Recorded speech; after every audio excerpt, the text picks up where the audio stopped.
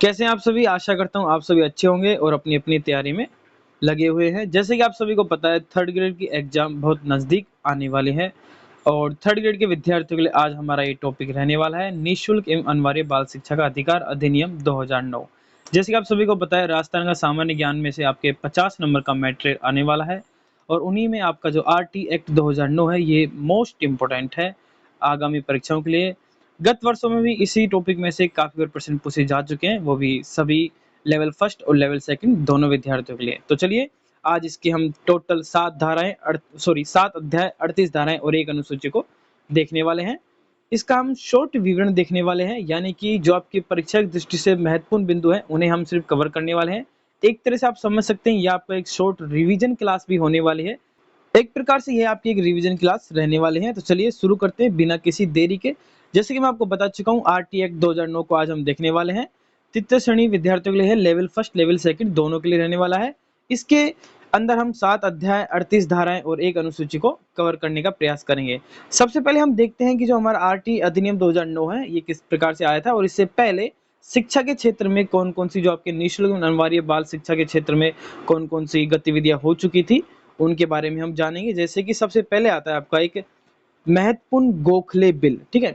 ये उससे पहले की है, आरटी एक्ट 2009 से पहले की कौन कौन सी महत्वपूर्ण जो डिटेल है उन्हें हमें एक बार देख लेना चाहिए शॉर्ट फॉर्म में। देखिए जैसे कि गोखले बिल क्या है, प्रश्न भी बन सकता है। तो देखिए 18 मार्च 1910 को सर्वप्रथम गोपाल कृष्ण गोखले ने ब्रिटिश केंद्रीय विधान परिषद दिल्ली में भारत में मुफ्त एवं अनिवार्य प्राथमिक शिक्षा प्रदान करने का प्रस्ताव रखा था, जिसे अंग्रेज यानी ब्रिटिश सरकारों द्वारा अस्वीकार कर लिया गया। तो बस आपको इतना से ध्यान रखना है कि गोखले बिल क्या था, ये आपकी थोड़ी सी नॉलेज में होना जरूरी है, ठीक है। वैसे ये इतना इंपॉर्टेंट नहीं है, इंपॉर्टेंट तो आपकी जो पूरी आपकी धाराएं हैं और अध्याय है और अनुसूची उनमें से ही प्रश्न बनेगा, लेकिन फिर भी हमें ये थोड़ी सी नॉलेज होना जरूरी है, प्रश्न बन सकता है। अगला आते देखिए पटेल बिल, जो कि आपके गत वर्ष 2023 के अंदर ये प्रश्न पूछा जा चुका है। पटेल बिल देखिए क्या है कि 1917 में विट्ठल भाई पटेल द्वारा मुंबई प्रांत में प्राथमिक शिक्षा अनिवार्य करने का बिल पेश किया गया, जिसे अंग्रेजों द्वारा स्वीकार कर लिया गया।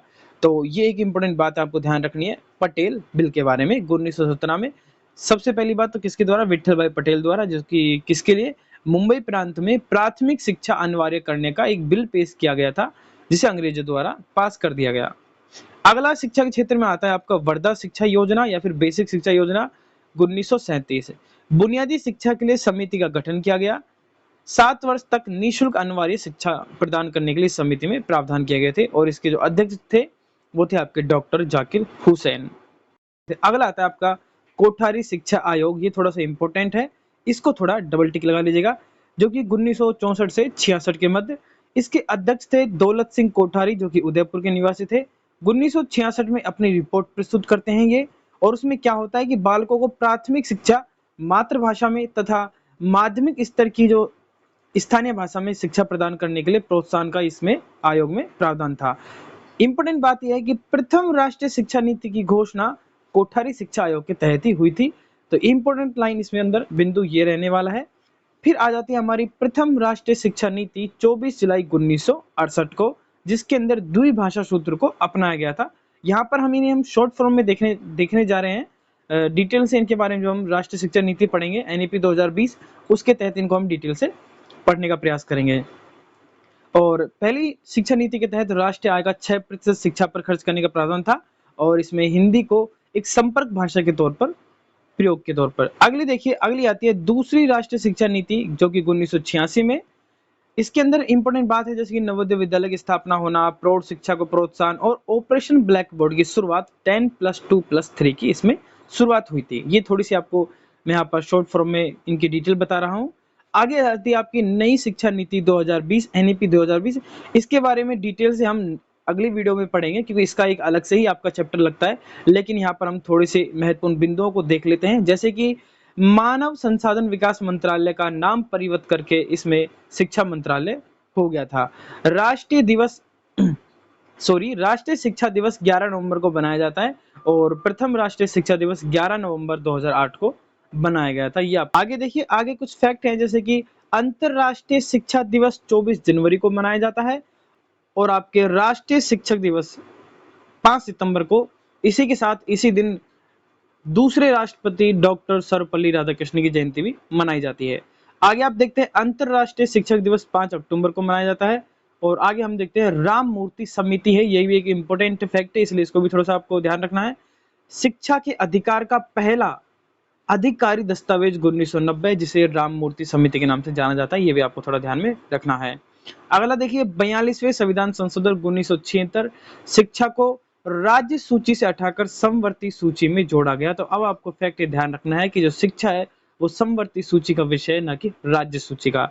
आगे देखिए नीति निदेशक तत्वों के अंदर अगर बात करें तो अनुच्छेद 45 के अंदर राज्य संविधान के लागू होने के 10 वर्ष की अवधि में सभी बच्चों के लिए जब तक कि वह 14 वर्ष की आयु प्राप्त नहीं कर लेते निःशुल्क और अनिवार्य शिक्षा उपलब्ध कराने का प्रयास रहेगा। तो आप बस थोड़ा सा इतना ध्यान रखना है कि नीति निदेशक तत्वों में निःशुल्क शिक्षा का प्रावधान किस अनुच्छेद के तहत है, तो वो है आपके अनुच्छेद 45 में। नेक्स्ट आता है देखिए 86वां संविधान संशोधन भाग 3 अनुच्छेद 21 के तहत शिक्षा को मौलिक अधिकार का दर्जा दिया गया या फिर मौलिक अधिकार बना दिया गया। तो ये थोड़ा सा आपको ध्यान रखना है किसके तहत, 86वां संविधान संशोधन भाग 3 के अनुच्छेद 21 के तहत इसे मौलिक अधिकार बना दिया गया। तो ये थे कुछ फैक्ट। अब हमारा जो मेन टॉपिक है उस पे आते हैं, निःशुल्क अनिवार्य बाल शिक्षा का अधिकार 2009। पहली बात, 6 से 14 वर्ष की आयु के सभी बालकों के लिए निःशुल्क एवं अनिवार्य शिक्षा इसमें इसका प्रावधान है और 26 अगस्त 2009 को गजट पत्र में है प्रकाशित हुआ। 35वां अधिनियम है, 7 अध्याय 38 धारा और 1 अनुसूची इसके अंतर्गत शामिल है। ये लाइन आपको ध्यान में रखनी है, इसके अंदर 7 अध्याय 38 धारा और 1 अनुसूची शामिल है। निःशुल्क एवं अनिवार्य बाल शिक्षा का अधिकार अधिनियम 2010 केंद्र सरकार द्वारा 9 अप्रैल 2010 को लागू होता है, ये एक थोड़ा सा ध्यान रखना है। आगे देखिए राजस्थान निःशुल्क एवं अनिवार्य बाल शिक्षा का अधिकार नियमावली 1 अप्रैल 2011 को लागू होती है। ये फैक्ट आपको ध्यान रखने हैं, प्रश्न ऐसे ही बनते हैं जो कि मोस्ट इंपोर्टेंट हैं, ये दोनों ही फैक्ट आपको ध्यान में रखने हैं। अब आगे हम देखते हैं कि जो आपके अध्याय और धाराएं हैं किस प्रकार से हैं। जैसे कि आपकी पहला जो अध्याय है उसका है प्रारंभिक, इसके अंदर धारा 1 और 2 है। सेकंड अध्याय आपका निःशुल्क एवं अनिवार्य शिक्षा का अधिकार धारा 3 से 5 इसके अंदर रहने वाली है। तीसरा अध्याय आपका समुचित सरकार स्थानीय प्राधिकारी एवं माता पिता के कर्तव्य, जिसमें धारा 6 से 11 तक रहने वाले हैं। चौथा अध्याय आपके आता है विद्यालय एवं शिक्षकों के उत्तरदायित्व, जिसमें धारा 12 से 28 तक रहने वाला है। सबसे अधिक धाराएं इसी के अंतर्गत आती हैं। पांचवा अध्याय प्रारंभिक शिक्षा का पाठ्यक्रम एवं उसका पूरा किया जाना, ये धारा 29 से धारा 30 तक, इसमें भी 2 धाराएं रहने वाले हैं। छठा अध्याय बालकों के अधिकार का संरक्षण, जो कि धारा 31 से धारा 34 तक, और प्रकीर्ण यानी कि अन्य जो मुख्य बातें हैं जो कि धारा 35 से 38 तक रहने वाली हैं। अब इन्हें हम थोड़ा सा डिटेल से लेकिन शॉर्ट फॉर्म में देखने का प्रयास करते हैं, अधिक डिटेल से भी नहीं और ज्यादा शॉर्ट तरीके से भी नहीं। पहला अध्याय आता है आपका जिसका नाम है प्रारंभ। अब देखिए इसमें धारा फर्स्ट जिसका नाम है विस्तार और प्रारंभ, यानी कि 1 अप्रैल 2010 से यह लागू होता है। धारा 1 के 5 में इस अधिनियम की कोई बात जो मदरसों, वैदिक पाठशालाओं और मुख्यतः धार्मिक शिक्षा प्रदान करने वाले शैक्षिक संस्थानों पर लागू नहीं होंगे। इस अधिनियम के तहत जो बातें हैं ये आपको थोड़ा सा ध्यान रखनी है। इसका विस्तार और प्रारंभ की ये बात हो चुकी है। प्रारंभ का मतलब यह कब लागू हुआ था और विस्तार यानी किस किस क्षेत्र पर लागू होता है। अगली आती है परिभाषा।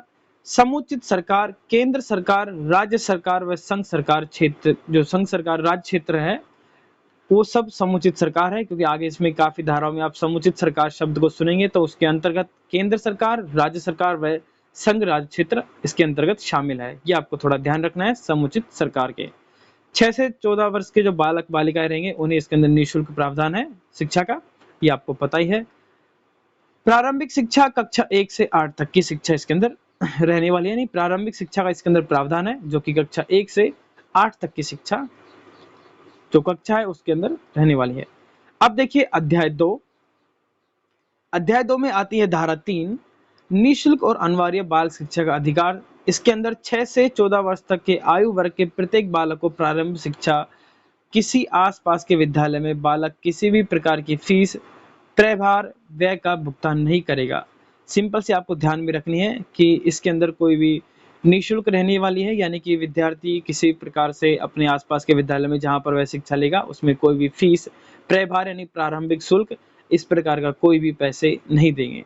इन्हें आपको अपनी लैंग्वेज में याद रखने का प्रयास करना है। अगला देखिए धारा 4, ऐसे बालक को जिन्हें प्रवेश नहीं दिया गया या जिन्हें प्रारंभिक शिक्षा पूरी नहीं की है, यानी जिनकी प्रारंभिक शिक्षा पूरी नहीं हुई है, ये प्रावधान धारा 4 के अंदर आपको थोड़ा सा ध्यान रखना है। अब इसके अंदर क्या है, जैसे कि स्कूल छोड़ चुके बच्चों को उनकी उम्र के अनुसार कक्षा में प्रवेश मिलेगा। यदि अगर बालक 8 वर्ष का है तो उसे कक्षा 3 में प्रवेश मिलेगा। आगे देखिए, बालक को कक्षा के स्तर के अनुसार लाने के लिए विशेष प्रशिक्षण या सहायता भी प्रदान करेंगे शिक्षक, और 14 वर्ष की आयु के बाद भी प्रारंभिक शिक्षा पूरी करने का अधिकार होगा। इनसे जो आपके प्रश्न बनेंगे वो आपके कथन निष्कर्ष वाले प्रश्न बनेंगे, और इस प्रकार से आपको कथन दे दिया जाएगा कि निम्न में से कौन सा कथन सत्य है और कौन सा कथन असत्य है। तो वहां पर इस तरह के आपको कथन देखने को मिलेंगे कि क्या बालक की 14 वर्ष की आयु के बाद भी प्रारंभिक शिक्षा पूरा करने का अधिकार होगा या नहीं। तो आपको ये थोड़े से कथन निष्कर्ष वाले प्रश्न इनसे अधिक बनने की संभावनाएं हैं, आपको ध्यान में रखना है। अगले आते हैं आपकी धारा 5, अन्य विद्यालयों में स्थानांतरण का अधिकार, यानी कि अगर विद्यार्थी, जैसे कि आप इसके अंदर देख सकते हैं, स्थानांतरण पत्र प्रस्तुत करने में विलंब होने पर, यानी कि जिस भी विद्यालय से विद्यार्थी दूसरे विद्यालय में जाता है तो स्थानांतरण पत्र में अगर विलंब हो जाता है तो विद्यालय में प्रवेश से इनकार नहीं किया जाएगा। संबंधित विद्यालय 7 दिन में स्थानांतरण पत्र देने के लिए बाध्य।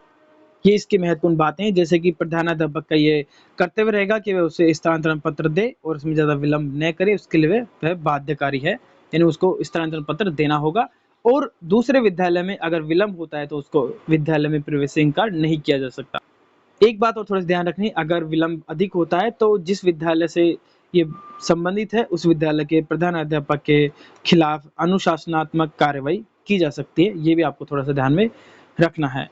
अगला आता है अध्याय 3, जिसके अंदर हम देखते हैं समुचित सरकार, स्थानीय प्राधिकारी और माता पिता के कर्तव्य, जिसमें धारा 6 है, समुचित सरकार और स्थानीय प्राधिकारी का विद्यालय स्थापित करने का कर्तव्य, यानी कि समुचित सरकार और स्थानीय प्राधिकारी द्वारा विद्यालयों की जहां भी संभावना है वहां पर इनको विद्यालय स्थापित करनी है। ये एक सिंपल सी लाइन है जिनके द्वारा आपको ध्यान रखना है, जैसे कि जहां पर बच्चे हैं लेकिन विद्यालय नहीं है जिन भी क्षेत्रों में, तो वहां पर विद्यालय स्थापित करने का कर्तव्य रहेगा समुचित सरकार का, स्थानीय प्राधिकारी का। ठीक है। अगला देखिए धारा 7, वित्तीय और अन्य उत्तरदायित्वों में हिस्सा बांटना, यानी कि जो वित्तीय खर्च रहेगा वो किस प्रकार से रहेगा। तो देखिए, वित्तीय खर्च केंद्र व राज्य सरकार द्वारा संयुक्त रूप से वहन किया जाएगा, और इसका अनुपात जो रहने वाला है वो 60:40 रहने वाला है, यानी कि केंद्र सरकार का 60% और राज्य सरकार का 40% वित्तीय खर्च रहेगा। ये धारा 7 के अंदर है और अध्याय 3 है। अब देखते हैं धारा 8, समुचित सरकार के कर्तव्य। अब इसमें वैसे डिटेल से तो बहुत है, लेकिन हम इसमें मोस्ट बातें देख लेते हैं, जैसे कि आप नॉर्मल तौर पे जानते हैं वो सभी कर्तव्य रहेंगे। आगे देखिए, अब संरचना, विद्यालय भवन, शिक्षक कर्मचारी और शिक्षण अधिगम सामग्री उपलब्ध कराना, विशेष प्रशिक्षण सुविधाएं उपलब्ध कराना, प्राथमिक शिक्षा के लिए पाठ्यचर्या एवं पाठ्यक्रमों का समय पर निर्माण, शिक्षकों के लिए प्रशिक्षण सुविधा उपलब्ध कराना। और जैसा कि अभी हम पहले देख सकते हैं कि विद्यालयों की उपलब्धता सुनिश्चित करना, यानी कि कहां पर विद्यालय की आवश्यकता है, जहां पर विद्यालय स्थापित नहीं है वहां पर विद्यालयों को स्थापित करना, ये समुचित सरकार के कुछ कर्तव्य हैं। और जो नॉर्मल बातें हैं वो सभी इसके अंदर इंक्लूड हो जाती हैं, जैसे कि 6 से 14 वर्ष तक के बालकों के लिए निःशुल्क प्राथमिक शिक्षा उपलब्ध कराई जाएगी, और स्कूलों का स्थापत्य हो गया, और समुचित सरकार प्रत्येक बालक को निःशुल्क अनिवार्य प्राथमिक शिक्षा उपलब्ध कराएगी। इस प्रकार से ये जो लाइन है ये आपको थोड़ी सी ध्यान में रखनी है, सिंपल सी लाइन है। ठीक है। आगे देखिए, अब आती है हमारी धारा 9। इसकी पीडीएफ ही आपको हमारे टेलीग्राम चैनल पर मिल जाएगी। टेलीग्राम चैनल का लिंक मैं डिस्क्रिप्शन में दे दूंगा, वहां से आप ले लीजिएगा। लेकिन एक बार आप इनको समझ लीजिए, क्योंकि ये जो पॉइंट्स है ये मैंने शॉर्ट फॉर्म में बनाए हैं, जो आप एक बार समझ जाएंगे उसके बाद आपको सिर्फ एक बार और देखने की आवश्यकता पड़ेगी और आप आसानी से इनके उत्तर कर पाएंगे। एक बात आपको ध्यान में रखनी है, इनसे अधिकतर चांस होते हैं कि जो कथन निष्कर्ष वाले प्रश्न बनते हैं, तो इनके कथनों पर आपको विशेष तौर पर ध्यान रखना है। धारा 9, स्थानीय प्राधिकारी के कर्तव्य। ठीक है। जैसे कि 14 वर्ष तक के बालकों की अभिलेख, यानी कि उनके विवरण रखना, प्राथमिक शिक्षा के लिए पाठ्यचर्या और पाठ्यक्रम समय का पूरा किया जाना सुनिश्चित, प्रवासी कुटुंब के बालकों का प्रवेश सुनिश्चित, यानी कि जो कहीं प्रवासी कुटुंब के बच्चे हैं उनको भी प्रवेश मिल रहा है नहीं मिल रहा, शैक्षिक कैलेंडर का निश्चित कर देना, हाउस होल्ड सर्वे, यानी जो घर घर जाकर बच्चों के बारे में डिटेल्स रखना, जैसे कि हमने देखा अभिलेख, तो ये उसी के अंदर शामिल है, ठीक है।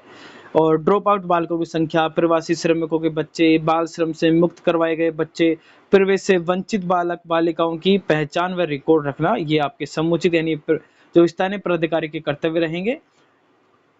सिंपल सी बात आपको ध्यान रखनी है। इसके अंदर आपको थोड़ा सा ये ध्यान रखना है कि जो आपका अधिकारी होगा उसके भीतर जो निवास करने वाले 14 वर्ष तक के बच्चे हैं उन्हीं का ही ये रिकॉर्ड रखेगा, ठीक है।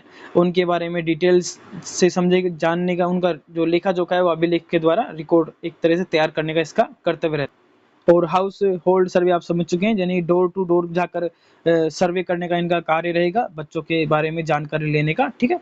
और आगे हम देख चुके हैं जो ड्रॉप आउट बालकों की संख्या है ये सब इसके अंदर इंक्लूड हो जाता है। अगला देखिए धारा 10 माता पिता और संरक्षक के कर्तव्य, सिंपल से है, आप सभी को पता है, बस थोड़ा सा ध्यान रखिएगा, ये लाइन आप कैच कर सकते हैं आराम से परीक्षा के अंदर। अगला देखिए धारा 11 समुचित सरकार द्वारा विद्यालय पूर्व शिक्षा के लिए व्यवस्था करना।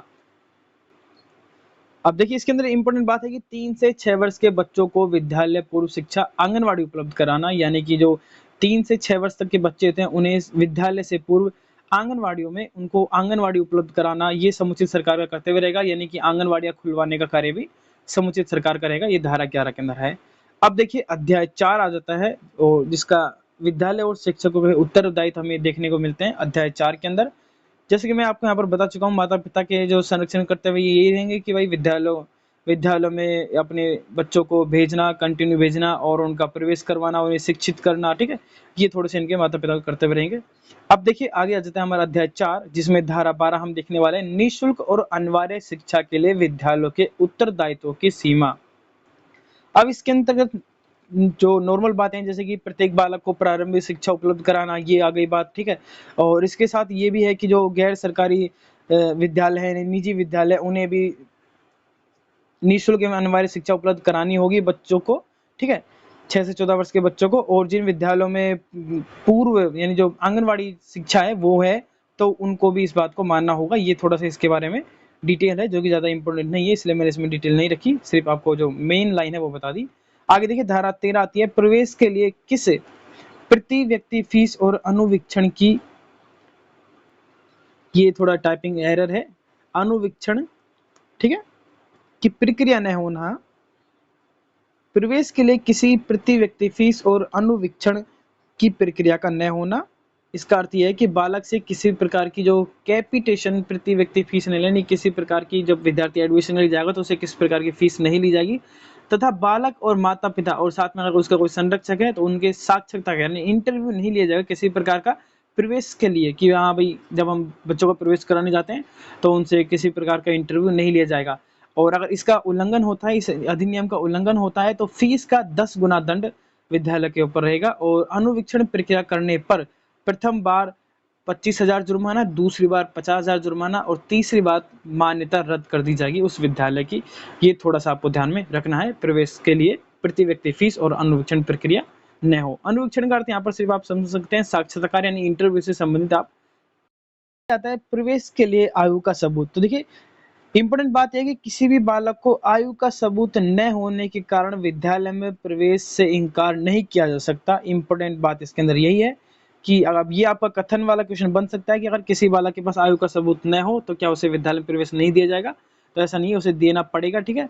प्रवेश से इनकार नहीं किया जा सकता। आगे देखिए अगला आता है धारा 15 प्रवेश से इनकार न किया जाना। तो देखिए किसी बालक को शैक्षिक सत्र के प्रारंभ में या विस्तारित अवधि के भीतर विद्यालय में प्रवेश किया जाएगा, लेकिन विस्तारित अवधि यानी 30 सितंबर के पश्चात भी बालक को प्रवेश किया जाएगा। यानी सिंपल सी बात इतना जान लीजिए, अगर कथन निष्कर्ष में बनता है कि विद्यार्थी को प्रवेश के लिए किसी भी प्रकार से इनकार नहीं किया जा सकता, अगर जो शैक्षिक सत्र प्रारंभ हो चुका है तब भी उसे प्रवेश दिया जाएगा, उसकी जो तय तिथि है उसके पश्चात भी बालक को प्रवेश दिया जाएगा। और सबूत जो आपके आयु वर्ग के सबूत है इसके लिए इसके अगर ये उपस्थित नहीं है तो भी आपको प्रवेश देना होगा, ये आपको थोड़ा सा ध्यान रखना है। अगला देखिए धारा 16 रोकने और निष्कासन का प्रतिषेध, यानी कि सिंपल सी लाइन है कि विद्यार्थी को किसी प्रकार से निकाला नहीं जा सकता और उसे प्रवेश के लिए किसी प्रकार से रोका नहीं जा सकता। इसके अंदर बस थोड़ा सा आपको ध्यान ये रखना है कि जैसे कि 5वीं और 8वीं कक्षा के अंदर जो अंतिम वर्ष में बोर्ड परीक्षा होगी, अगर उनमें विद्यार्थी फेल हो जाता है तो उनका दोबारा से एग्जाम लिया जाएगा और 2 माह के अंदर अंदर उनका दोबारा से एग्जाम लिया जाएगा। और अगर फिर से उसमें वो फेल हो जाता है तो वह विद्यार्थी उसी कक्षा में पुनः बैठेगा, लेकिन उसे किसी प्रकार से विद्यालय से निकाला नहीं जा सकता। ये आपको थोड़ा सा ध्यान रखना है इस धारा 16 के अंदर, यही मुख्य बात है।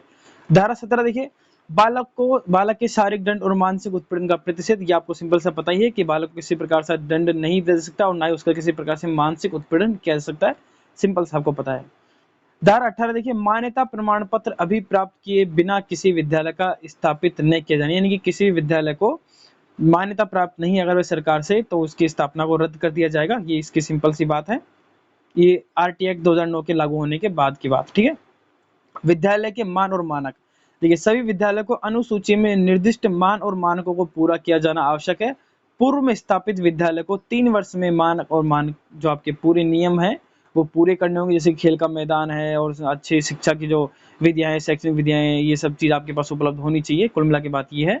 तो ये आपको ध्यान रखनी है कि जो पहले स्थापित हो चुके हैं विद्यालय, उन्हें 3 वर्ष में ही इसके जो नियम का पालन करना होगा जो कि अनुसूची में दिए जा चुके हैं। अगला देखिए धारा 20, केंद्र सरकार द्वारा लिखित अधिसूचना पर अनुसूची का संशोधन किया जा सकता है। ये सिंपल सी बात यहाँ ध्यान रखनी है, जो कि इसमें एक अनुसूची दी हुई है उसके अंदर संशोधन किया जा सकता है केंद्र सरकार द्वारा लिखित अधिसूचना देकर। अगला देखिए धारा 21, विद्यालय प्रबंधन समिति एसएमसी, ठीक है। इसके बारे में हम डिटेल से पढ़ेंगे क्योंकि इसका अलग से आपका टॉपिक लग चुका है विद्यालय प्रबंधन समिति का, तो वहां पर इसके हम बारे में डिटेल से जानेंगे। बस इतना आप समझ लीजिए कि धारा 21 के अंदर विद्यालय प्रबंधन समिति के बारे में दिया हुआ है। अब देखिए धारा 22, विद्यालय विकास योजना, इसका भी आपके अलग से एक टॉपिक लगता है, लेकिन इसके बारे में एक डिटेल सी बात जो बात इंपॉर्टेंट है वो ये है कि विद्यालय प्रबंधन समिति द्वारा विद्यालय की योजना 3 वर्षीय होगी, जिसमें 3 वार्षिक उप योजनाएं शामिल होंगी। ये एक इंपॉर्टेंट लाइन है, ये आपको ध्यान में रखनी है कि इसके तहत कितनी वार्षिक योजना, कितने वर्ष की योजना रहेगी, तो 3 वर्षीय रहने वाली है और जिसके अंदर 3 वार्षिक उप योजनाएं शामिल रहेंगी। अब देखिए धारा 23, शिक्षकों की नियुक्ति के लिए जो आवश्यक शर्तें हैं, जो सेवा के जो निबंधन और शर्तें हैं वो अब हम देखने वाले हैं। जैसे कि राष्ट्रीय अध्यापक शिक्षा परिषद एनसीटीई द्वारा तय की गई न्यूनतम योग्यताएं शिक्षक के रूप में नियुक्ति के लिए पात्र रहेंगी। तो बस आपको इतना ध्यान रखना है कि जो आपका शिक्षक के लिए जो पात्र रहने वाली है न्यूनतम शैक्षणिक योग्यता, वो क्या रहने वाली है, राष्ट्रीय अध्यापक शिक्षा परिषद द्वारा तय की गई, वो इसके अंदर इंपॉर्टेंट बात रहने वाली है। अब देखिए धारा 24, शिक्षकों के कर्तव्य और शिकायतों को दूर करना। अब ये सिंपल सी बात है, शिक्षक कर्तव्य आप जानते ही हैं, जैसे कि नियम पर समय पर स्कूल आना होगा, पाठ्यक्रम को समय पर पूरा कराना होगा, ठीक है, और बालकों के घर जाकर उनका विवरण लेना, अभिलेख रखना, ठीक है, अभिभावकों के साथ बैठक हो गई जो आप करते हैं पीटीएम, ठीक है। तो ये इंपॉर्टेंट बात ज्यादा नहीं है, आप सभी इसको जानते हैं, परीक्षा में आगे तो आप कर सकते हैं। अब देखिए आगे आता है धारा 25, छात्र और शिक्षक अनुपात। हाँ, ये थोड़ा सा इंपॉर्टेंट है।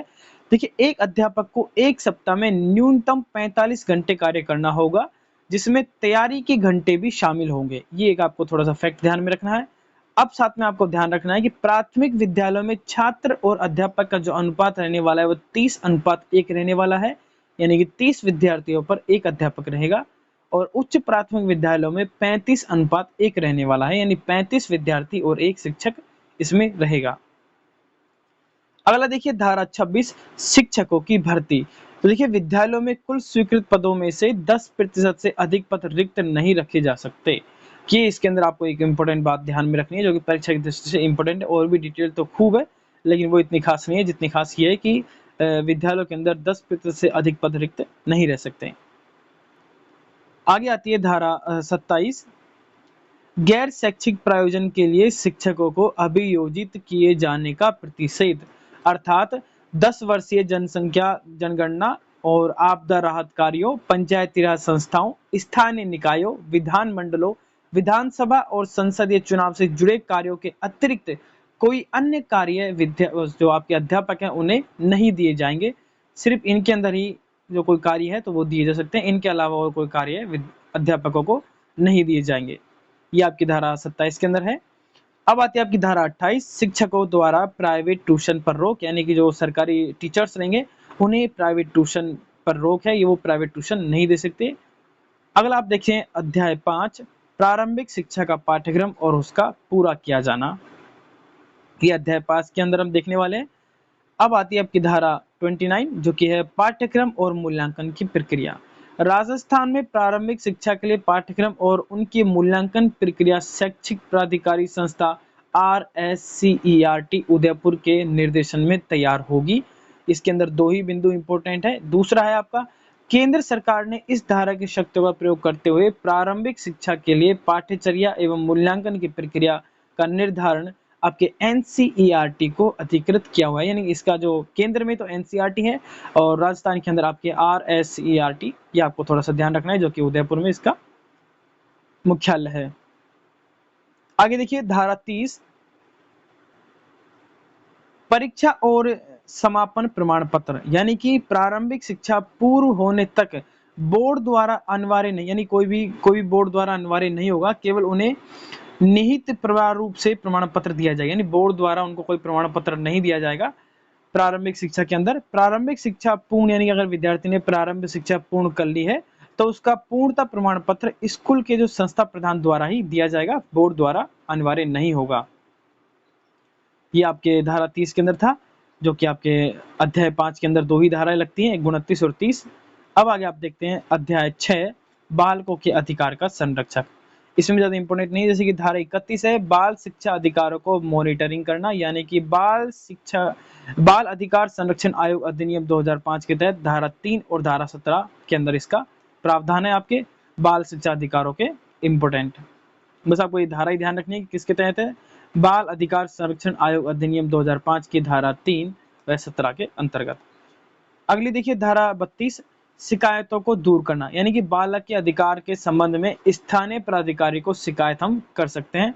और जो बालक की शिकायतें हैं तो आप जानते हैं किस कौन सी शिकायतें उन्हें दूर करना, लेकिन जो इंपॉर्टेंट इसके अंदर फैक्ट है वो यही है कि जो बालक के अधिकार से संबंधित, बालक से संबंधित कोई शिकायत है तो उसे हम कहाँ कर सकते हैं, स्थानीय प्राधिकारी को शिकायत कर सकते हैं। ये ऐसे प्रश्न ही कथन निष्कर्ष के अंदर बनेंगे। अब देखिए धारा 33, केंद्र सरकार द्वारा राष्ट्रीय सलाहकार परिषद का गठन। अब ये दो बिंदु इंपोर्टेंट आपके आने वाले हैं, धारा 33 और धारा 34। तो देखिए पहला है सदस्य किसके अंदर, केंद्र सरकार द्वारा राष्ट्रीय सलाहकार परिषद का गठन। तो अब आपसे पूछेगा राष्ट्रीय सलाहकार परिषद का जो गठन है उसमें सदस्य कितने रहेंगे, तो अधिकतम 15 रहेंगे।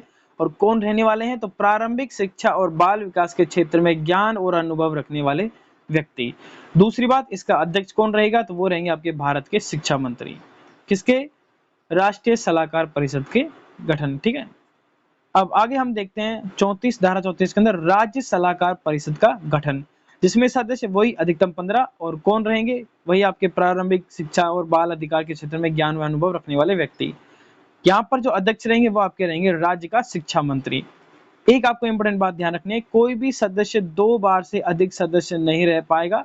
परिषद का कार्यकाल 2 वर्ष का होगा। इसकी बैठक 3 माह से अधिक अंतराल, यानी कि इसकी जो बैठक रहेंगी उनमें 3 माह से अधिक अंतराल नहीं रहने वाला है। 2-3 फैक्ट है, 2 वर्ष का इसका कार्यकाल रहने वाला है, 2 से अधिक बार कोई जो सदस्य है वो नहीं बन सकता, और इसकी बैठकों के अंदर 3 महीने से अधिक का समय अंतराल नहीं होना चाहिए। राज्य के अंदर राज्य शिक्षा मंत्री और आपके केंद्र के अंदर, राष्ट्र के अंदर आपका भारत के शिक्षा मंत्री रहने वाले हैं। अधिकतम संख्या सदस्यों की 15 रहने वाली है। ये आपके धारा 33 और 34 इंपोर्टेंट थी। अब हमारा अंतिम अध्याय आता है अध्याय 7, जिसके अंदर धारा 35 है। इसके अंदर जो अन्य मुख्य बातें हैं सिंपल सी वो रह जाती हैं, जैसे कि निर्देश जारी करने की शक्ति, जैसे कि केंद्र सरकार व राज्य सरकार स्थानीय प्राधिकारी को मार्गदर्शन के सिद्धांत जारी कर सकती है। यानी किस प्रकार से अगर कोई प्रावधान है शिक्षा से संबंधित तो केंद्र सरकार व राज्य सरकार जो आपके स्थानीय प्राधिकारी को है उसको सिद्धांत या फिर अपने नियम उन्हें जारी कर सकती है। और स्थानीय प्राधिकारी द्वारा विद्यालय प्रबंधन समिति को मार्गदर्शन सिद्धांत यानी नियम जारी कर सकते हैं। विद्यालय प्रबंधन समिति को कौन करेगा, स्थानीय प्राधिकारी। ये आपको थोड़ा सा ध्यान रखना है। अगला देखिए धारा 36, अभियोजना के लिए पूर्व मंजूरी। अब इसके अंदर एक ही लाइन से इंपोर्टेंट है कि धारा 3(2), धारा 38(5) और धारा 19(5) के अधीन दंडीय अपराधों के लिए कार्यवाही सक्षम अधिकारी से पूर्व अनुमति के बिना प्रारंभ नहीं की जा सकती। यानी इनसे संबंधित जो भी दंड रहने वाले हैं उनके ऊपर कार्यवाही तभी होगी जब सक्षम अधिकारी से सलाह ले ली जाएगी। ये आपको थोड़ा सा ध्यान रखना है। अब आती है धारा 38, समुचित सरकार के नियम बनाने की शक्ति। तो समुचित सरकार अधिनियम के उपबंधों के क्रियान्वयन के लिए अधिसूचना जारी कर सकता है। सिंपल सी बात आपको ध्यान में रखनी है कि समुचित सरकार नियम बना सकती है RT एक्ट 2009 के लिए, ये आपको थोड़ा सा ध्यान में रखना है। धारा 39 आती है कठिनाइयों को दूर करने की केंद्र सरकार की शक्ति। आरटी एक्ट 2012 के द्वारा इसमें शामिल किया गया है। आपके इसके धारा 39 को किसके तहत? आरटी एक्ट 2012 के द्वारा, यानी इसमें संशोधन किया गया है, उसके द्वारा इसको शामिल किया गया है। कठिनाइयों को दूर करने की केंद्र सरकार के पास शक्ति है, यानी केंद्र सरकार अगर किसी प्रकार की बालक के इसे शिक्षा अधिनियम के तहत कोई कठिनाई आती है तो उन्हें केंद्र सरकार दूर कर सकती है, इसके पास शक्ति है। किसके द्वारा इसे शामिल किया गया? तो आरटी एक्ट 2012 के संशोधन के द्वारा इसे शामिल किया जा चुका है। अब हम देखने वाले हैं लास्ट टॉप की एक अनुसूची इसके अंदर रहने वाली है। इसकी मैंने इसके अंदर एक सारणी लगा दी है, सारणी की सहायता से आप अच्छे से समझ पाएंगे। जैसे कि इसके अंदर धारा 19 और धारा 15 हम देख सकते हैं, विद्यालयों के लिए मान और मानक। ठीक है, तो जैसे कि यहाँ पर एक तरफ आप देख सकते हैं पद दे रखे हैं। जैसे कि सबसे पहला आता है आपका पॉइंट इसमें शिक्षकों की संख्या पहली कक्षा से 5वीं कक्षा के लिए। ठीक है, ये आपको थोड़ा सा ध्यान रखना है किस किस कक्षा के लिए है। ठीक है, पहली कक्षा से 5वीं कक्षा के लिए शिक्षकों की संख्या, प्रवेश किए गए बालक 60 हैं तो शिक्षकों की संख्या रहने वाली है 2। अगर 60 से 90 के मध्य हैं तो शिक्षकों की संख्या रहेगी 3। इसी प्रकार 91 से 120 के मध्य है तो 4, और 121 और 200 के मध्य है तो 5। 150 बालकों से अधिक है तो 5 शिक्षक प्लस 1 प्रधान अध्यापक यानी हेड टीचर रहने वाला है, और 200 से अधिक हैं तो छात्र शिक्षक अनुपात 40:1 से अधिक नहीं होगा प्रधान अध्यापक को छोड़कर। ये आपको थोड़ा सा ध्यान में रखना है, ये पहली कक्षा से 5वीं कक्षा के लिए है। ठीक है, आगे देखिए 6ठी से 8वीं कक्षा के लिए हम देखते हैं, जिसमें कम से कम प्रति कक्षा एक शिक्षक रहने वाला है।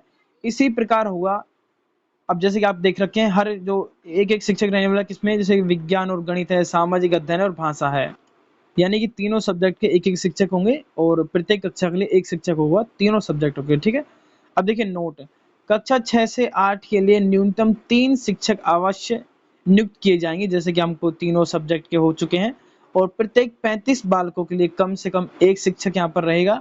जहां 100 से अधिक बालकों को प्रवेश दिया गया है वहां पर एक पूर्वकालिक प्रधान अध्यापक, और आगे आप देख सकते हैं निम्न से संबंधित जो भी आपकी कालांश के शिक्षक रहने वाले हैं, जैसे कि कला शिक्षा है, स्वास्थ्य और शारीरिक शिक्षा है, और कार्य अनुभव शिक्षा है। ये आपको थोड़ा सा ध्यान रखना है।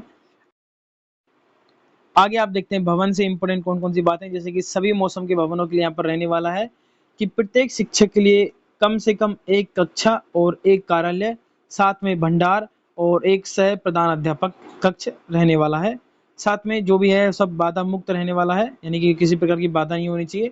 लड़कों और लड़कियों के लिए पृथक शौचालय, सभी बालकों के लिए सुरक्षित और पर्याप्त पेयजल की सुविधा, जहाँ दोपहर का भोजन विद्यालय में पकाया जाता है वहां पर एक रसोई का होना, खेल का मैदान और सीमा का दीवार। ठीक है, बाढ़ द्वारा विद्यालय भवन की सुरक्षा होनी चाहिए। ये कुछ इंपोर्टेंट बातें हैं। आगे हम देखते हैं एक शैक्षिक वर्ष में कार्य दिवसों और शिक्षक घंटों की न्यूनतम संख्या कितनी रहनी चाहिए। तो आप देख सकते हैं कक्षा 1 से 5 में 200 दिन के कार्य दिवस रहेगा और 800 शिक्षक के घंटे रहेंगे प्रति शैक्षणिक वर्ष, यानी प्रत्येक वर्ष। और कक्षा 6 से 8 तक के लिए 220 कार्य दिवस रहने वाले हैं और 1000 शिक्षण घंटे इसके अंदर रहने वाले हैं प्रत्येक शैक्षणिक वर्ष के अंतर्गत। ठीक है, इंपोर्टेंट बात है, देखिए 2023 में पूछा भी जा चुका है आर्ट, ठीक है, रीट लेवल सेकंड के अंदर सोशल साइंस के अंदर कि कक्षा 1 से 5 तक के कितने दिवसीय कार्य रहेगा, तो 200, और कक्षा 6 से 8 में 220, उसमें 800 घंटे हैं और इसमें 1000 घंटे हैं। ये आपको ध्यान रखना है। आगे हम देखते हैं शिक्षण के लिए प्रति सप्ताह कार्य घंटों की न्यूनतम कितनी रहने वाली है, तो 45 घंटे, जिसके अंतर्गत तैयारी के घंटे भी शामिल होंगे, ये हम पहले देख चुके हैं। आगे आते हैं आपके अध्यापन शिक्षण उपकरण, प्रत्येक कक्षा के लिए अपेक्षा अनुसार उपलब्ध कराए जाएंगे, यानी जो आपके अध्यापन शिक्षण उपलब्ध कराए जाएंगे। अधिगम सामग्री भी आप इन्हें कह सकते हैं। पुस्तकालय, प्रत्येक विद्यालय में एक पुस्तकालय होगा जिसमें समाचार पत्र, पत्रिकाएं और सभी विषयों पर पुस्तकें, जिनके अंतर्गत कहानी की पुस्तकें भी उपलब्ध होंगी। आगे आप देखते हैं खेल सामग्री, खेल और क्रीड़ा उपकरण, जैसे कि प्रत्येक कक्षा को अपेक्षा अनुसार उपलब्ध कराए जाएंगे, जिस भी कक्षा का स्तर रहेगा उसके अनुसार। तो ये आपकी अनुसूची की कुछ महत्वपूर्ण बातें हो जाती हैं और आपका आरटी एक्ट 2009 कंप्लीट हो जाता है।